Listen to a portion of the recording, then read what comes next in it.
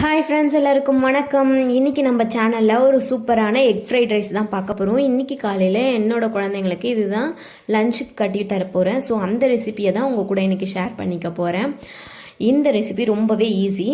First stove on பண்ணிவிட்டு கடாயை வச்சுக்கலாம். கடாயை வச்சுட்டு ஒரு 2 ஸ்பூன் அளவுக்கு எண்ணெய் சேர்த்துக்கலாம். எண்ணெய் காய்ச்சதும் ஒரு பச்சை மிளகாய் கீறி வச்சுருக்கேன், அதை சேர்த்துக்கிறேன். 2 பெரிய வெங்காயம் ஸ்லைஸாக கட் பண்ணது, 1 ஸ்பூன் இஞ்சி பூண்டு விழுது, இதெல்லாம் சேர்த்து நல்லா வதக்கிக்கலாம். ஸோ இஞ்சி பூண்டு பச்சை வாசனை போனதும் 2 முட்டை சேர்த்துக்கிறேன். இது வந்து நாட்டுக்கோழி முட்டை, ஸோ அதனால இந்த கலரில் இருக்குது.